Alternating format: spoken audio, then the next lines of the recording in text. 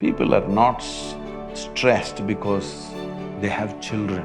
This is not because of marriage, this is not because of B school, this is not because of employment. So don't blame yourself for anybody's suffering. They're like that, they're practiced. Just… many have become veterans in suffering. Well, you should have this kind of freedom, isn't it so? Huh? Even if I go to hell, I will live well. Actually, many parents in India, they have tension about their child, about fees, 1 lakh, 2 lakh, how shall I pay this? Then I'll become a beggar, what shall I do?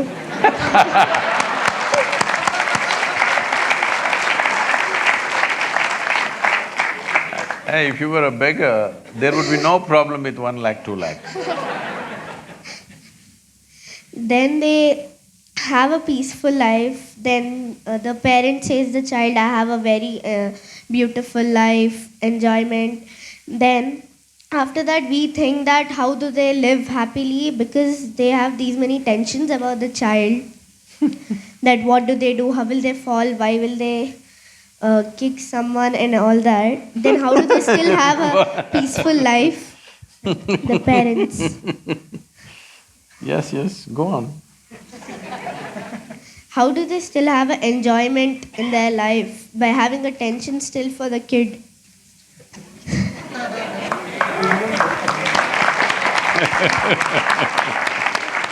Some parents manage to forget about their children for some time. That gives them the respite. You are something. What's your name? Sanjana. Sanjana, I want you to observe not just your parents, just observe people around you. Just watch them carefully. Because this all I did in my life when I was your age, simply observing everything, not saying a word about it. If you observe people, you will see, today we are creating a world. Toddler means they have, you know, the napkin problems. Adolescent means they have puberty problems. Middle age means it's a crisis. Old age, terrible. Tell me one stage of life that people are enjoying. Those who are poor, suffering because they're poor. Those who are rich, they're suffering the taxes. Those who are not educated, they're suffering because they're not educated. Put them to school, enormous suffering. That's what they're saying, tension in the B school. And those who are not married, they're suffering. Get them married. So I did not say anything. They're saying it. No children, they're suffering. Give them children, constant suffering, which you are saying. Tell me one damn thing that people are not suffering. Everything. So somebody comes out with a philosophy, life is suffering. So somebody comes up with a solution, it's all right to suffer. If you suffer a lot here, you will go to another place where everything is fantastic. You heard of heaven? Not been there, right? No, heaven. Heaven is the most fantastic place. The reason why we suffer is, there everything is fantastic. But I'm asking, do you have any proof that you are not already in heaven and messing it up? Hello? Do you have any proof that you are not already in heaven and making a mess out of it? Just go out and see, I think it feels like heaven, the B school. Maybe you making a mess out of it. Look at this planet. From outside the solar system, look at this planet, all the other planets and planet Earth, Does it look like heaven? So you already landed on heaven and making an absolute mess about it, and you want to go to another heaven now because you made a mess out of this. So, people are not stressed because they have children. They don't have children, they're continuously miserable. Children came, little bit spurts of joy, rest is only crying about it.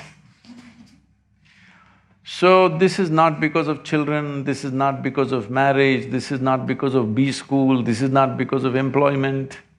This is simply because human beings have not figured how to handle themselves, that's all. Wherever do you put them, something, you give them what you want, make them the king, they're miserable there also. Yes? Yes or no? People have become risen into very high positions, still miserable or no?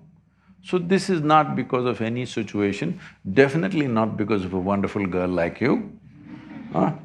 They haven't figured, because right from the day they went to kindergarten, they were focused who is first, who is second, who is first, who is second. Yesterday I was at my school. After 45 years I went back to my school. How does it feel? How do you think? So I went there and I was just telling them my experience of school. When I went to school, you know this monthly marks card. When this marks card comes, when the teacher gives it to them, some look at it and they're strutting around because they are first, second, whatever. Some are sitting in one corner and crying because they're not happy with the numbers that they got. I never opened the marks card in my entire school. When they gave it to me, I took it and gave it to my father. He blew. I couldn't understand why just this card. I never opened it and saw because I thought this is a transaction between my teacher and him.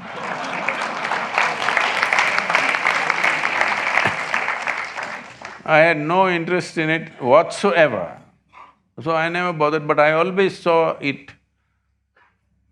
My father is a well-educated, intelligent man, but it disturbed him. For 3 days, he blew like a volcano. Looking at this yellow card, they always give a yellow-colored card. Still like that? So, I was wondering, 3 days volcanic experience he's having. Why I'm saying this is, we have set this kind of things. We can't change the entire system tomorrow morning, but we can change ourselves, how we handle this, isn't it? Why is it so important that you have to be ahead of somebody? Why? Why is it so important? Is it not important your life should be beautiful? You must be joyful, you must be wonderful, you must explore your full potential. Is this important? Or you want to be better than somebody sitting next to you?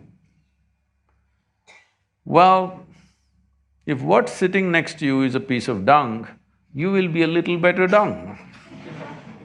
Yes? That's not how life should end up. So don't blame yourself for anybody's suffering. They're like that, they're practiced, just… Many have become veterans in suffering because they're acclimatizing themselves to go to hell. Acclimatization process. They want to make themselves such a suffering here, even if you drop them in hell, it'll feel wonderful. You never blame yourself for somebody's misery, okay? It's all right. What to do? It's individual choice.